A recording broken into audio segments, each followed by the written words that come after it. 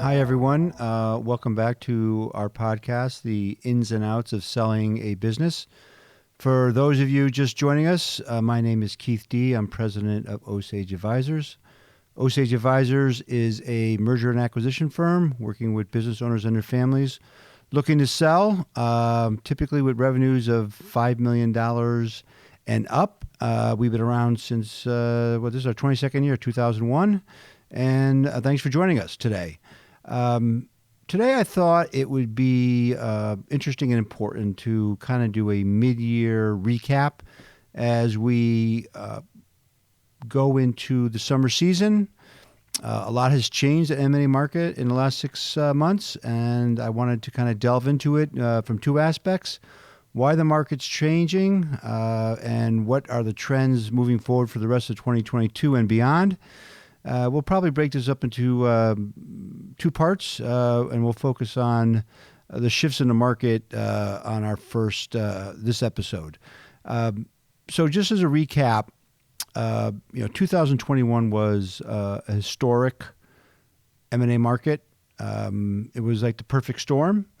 You had plenty of money out there. Private equity had over $1 trillion.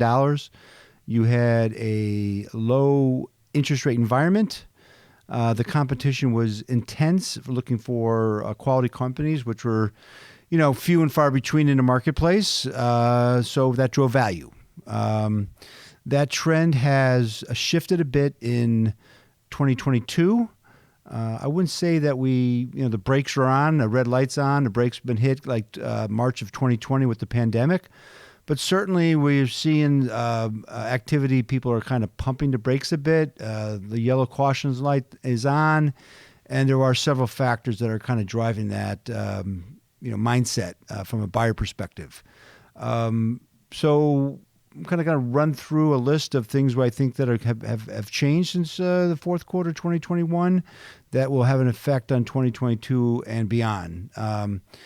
They include things like disruption in supply chain, geopolitical issues, i.e. the Ukrainian-Russian war, but not just the Russian-Ukrainian war, but also, which is not getting as much attention, is that China was in a complete lockdown during the first quarter of 2022, which had a dramatic impact on the supply chain. We're in a rising interest rate environment, which is leading. We're also in a rising, inflation is the highest it's been in 40 years. And I add a couple things, from my perspective on just, talking to other professionals in the field, like exhaustion, the support base, the accountants, the attorneys, various support.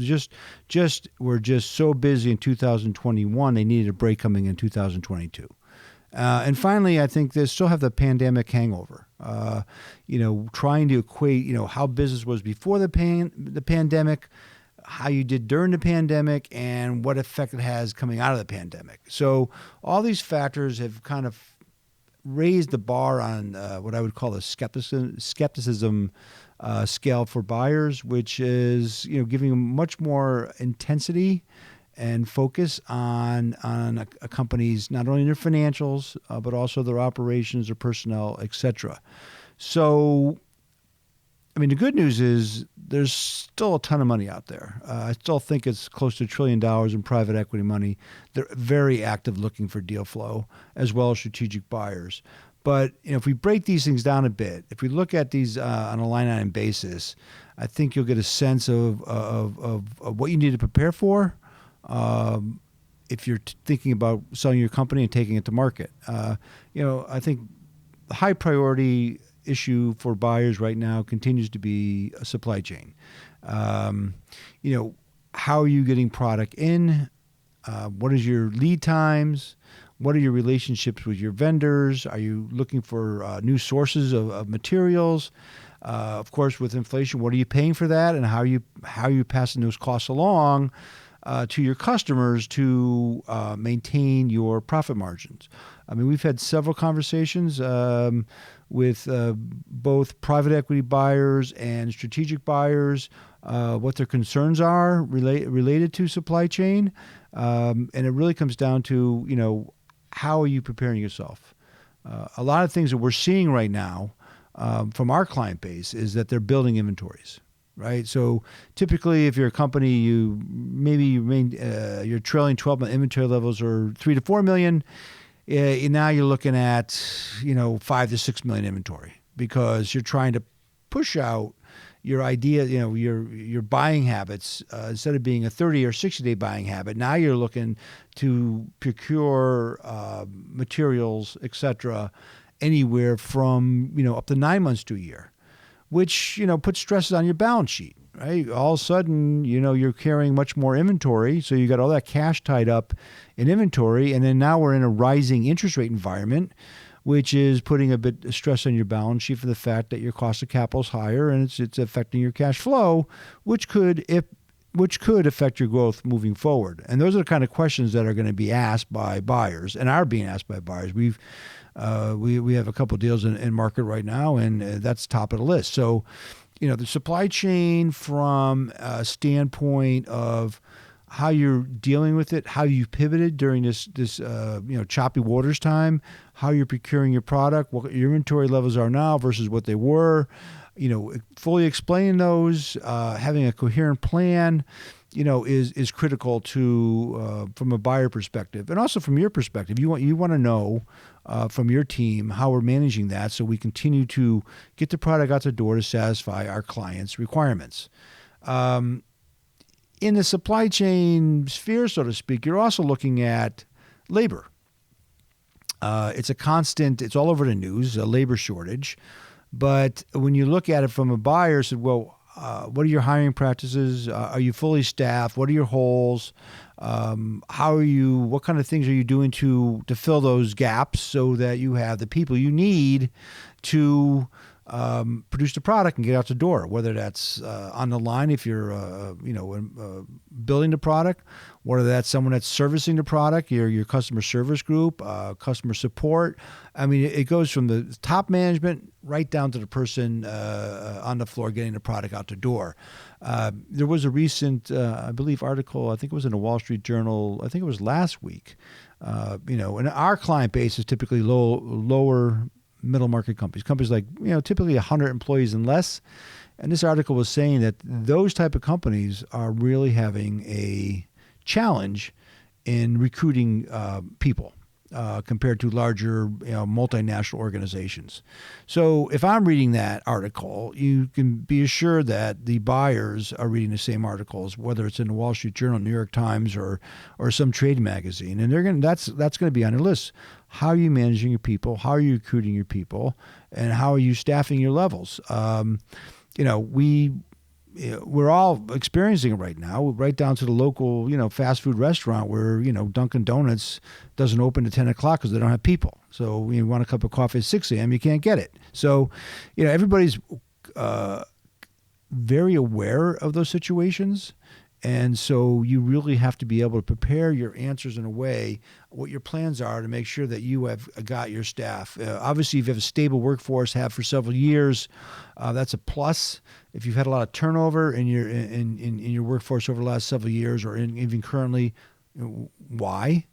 Is it people aging out? Is it that you're not competitive with your salaries? Is it lack of management structure internally that's leading the team? I mean, those are all very important questions that need to be addressed, and you need to be prepared to answer when you sit down with buyers that are interested in acquiring your company. So, that's the supply chain. Interest rates are, unfortunately, going up. We've had two interest rate increases this year. The last one, I think, was a couple weeks ago, 0.75 point. Probably going to be more, one or two, if not more, interest rate increases.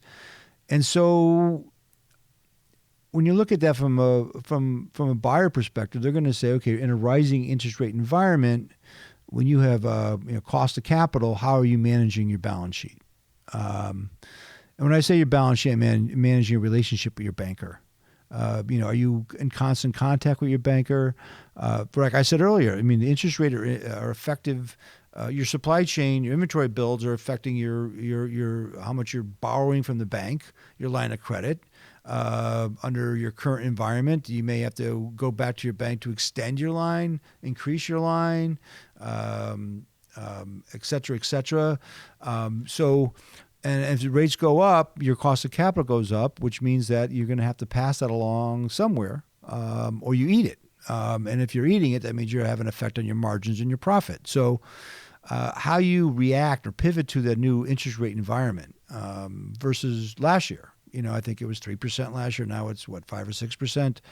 That's a significant increase in interest rates, and the trend is that they will be rising in the future. So, again, this all comes back to planning and being prepared. Have a coherent plan and a answer to a prospective buyer or buyer pool. How you managing this aspect? Again, these are the kind of things that are flashing that yellow light out there to buyers. I mean, they still need to make acquisitions. They have a plan, whether it's a strategic buyer or a financial buyer. And we'll talk about trends a little later on.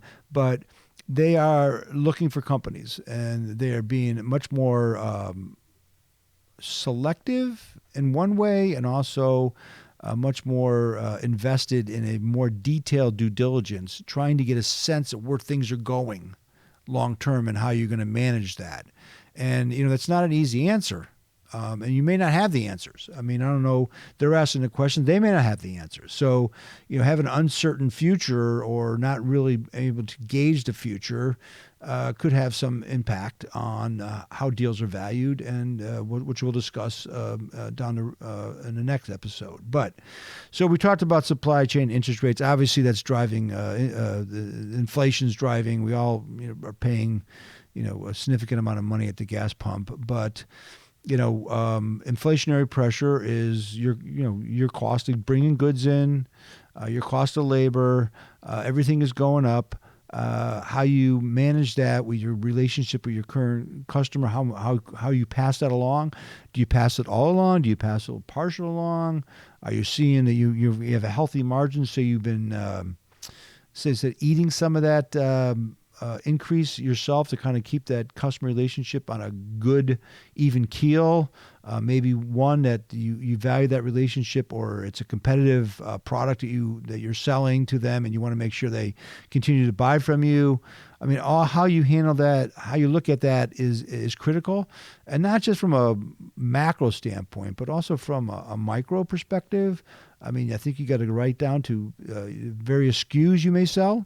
How you price your bids, how you price your proposals, how things look in the pipeline. Are there things in your contracts where you have adjustments for increase in material costs or labor costs that you can go back to your customer on? I mean, those are the kind of questions that I'm just throwing out there, but those are the kind of questions that are going to be asked by buyers. So, really taking a look at those and having good concrete answers to those are going to be important. Not only for yourself, for the buyers. I mean, I'll give you an example. We have a deal in market, and they have a good, healthy gross margin, and they have been able to kind of hold their pricing over the last, I would say, year or so. But recently, and we're in market with the client right now, they let us know that they just went through a price increase. We couldn't hold the line anymore, and we just need to start passing some of those, our cost increases, materials and labor, into our product, which makes sense. And why'd they wait? Well, again, they were trying to be good citizens to their customers, but at some point in time, it just didn't justify itself anymore. So they are not passing 100% of the costs along, but they're passing some of that cost along. So, and then you get to a point where you're looking at the buyer saying, well, I mean, revenues are up, but how much revenue is up because of increased services, or you're selling more product, or you're just raising your prices? Right. So, I mean, it's kind of like, okay, look, I'm doing the right thing to run my business profitably, to support our family, to support our employees, to reinvest in the business to grow, and that include. But I'm not having any unit increase. I'm still selling 1,000 units, but now instead of selling 1,000 units at $1 million, I'm selling 1,000 units at $1.3 million, right? The buyer doesn't necessarily look at that positively. Say, well, you're flat. But the answer is, from my perspective, is you're smart, good business people, and you're making the changes you need to make to run your business in a effective manner, given the current environment. A lot of people think we're in a recession. I think there's a survey of 55% of CEOs think we're in a recession, although no one's claimed we're in a recession. I mean, perception is 90% of everything. So if people think you're in a recession, you probably are in a recession, or you're going to cause a recession. So, people are looking at deals right now as we are in recessionary times. So these things that we talked about here are what has kind of slowed the market where it was a year ago. Just to put in context, in 2019, pre-pandemic, I believe the deal flow, transaction flow, was $1.75 trillion. In 2021, it was over $3 trillion, a huge increase, which kind of leads to my next point is I look at it as exhaustion. The service provider base came out of what historic M&A activity in 2021, and they were just tired. They needed a break. I've had multiple conversations with accounting firms or transaction service people that who managed groups around the country that were very concerned about their employees, and they wouldn't take on new work. I know one firm that stopped booking transactions or new business on the M&A side back in September of 2021. And so they came into 2022, along with the lawyers as well, mainly those two groups, and they needed to take a breath. They just overworked, 24/7, 100-hour weeks, if not more, for a sustained amount of time, which eventually becomes unsustainable. So a lot of them just kind of needed a break. They, take a vacation, work a 4-day week, do things just to regenerate. Get your rest, get healthy, and get ready for the next wave, so to speak. So, that kind of slowed things in the first, I'd say, couple months of 2021, that the people just needed to take some time off. Activity levels, of course, has increased, not to the levels of 2021 with transaction closings, but I do believe the buyer pool out there, both strategic and private equity funds, the activity levels of looking for deals has not slowed at all. Our phones continue to ring off the hook. We were at a conference a couple weeks up in Boston. I think there were 700 attendees, maybe 300-400 private equity funds were there, along with the banking community, and they're just looking for deal flow. They're looking for deals. They have a portfolio. They have gaps in their portfolio. They're looking to find the right companies that fit. Now, again, the brakes are on a bit, little caution lights up, so they're really fishing out there looking for the right deal that makes sense to them. But, they're going to be skeptical. They're going to be more refined, more picky, so to speak, but they want to find it. That's why, as a business owner, we believe it's really important to test the market through a process like Osage runs. So you get to have multiple conversations with multiple buyers over the same timeline, so you can get to know them and see who's serious, who really sees the value I bring, the value of my business, the value of my employees, the value of the culture I created, et cetera, and it's the right fit for us. So, a one-on-one conversation with someone who's out there fishing right now, it distracts you from all these issues that you're facing on the challenges of the current business environment. So from our perspective, engaging with a firm like Osage or to kind of do the heavy lifting on your behalf is critical, especially in this current environment.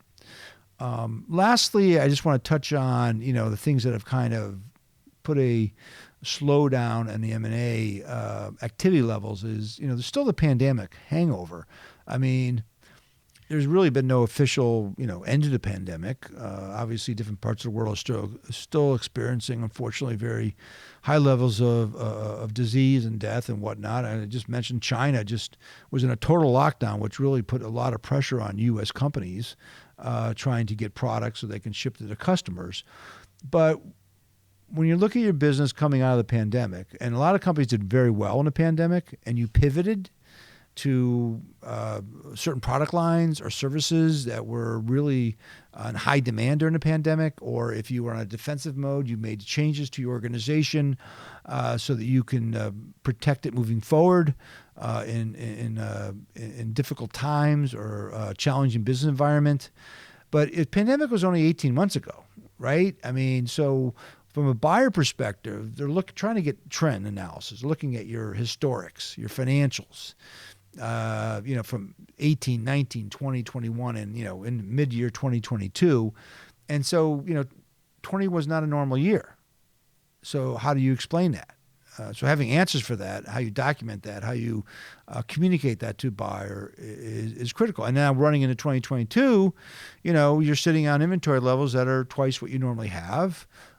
You may be sitting on inventory work in process where you're 90% ready to ship a product, but you can't because you're waiting on components from whether it be China or Indonesia or Vietnam or wherever, and so you're holding on inventory, so your sales are either flat or minor or down or dipped a bit.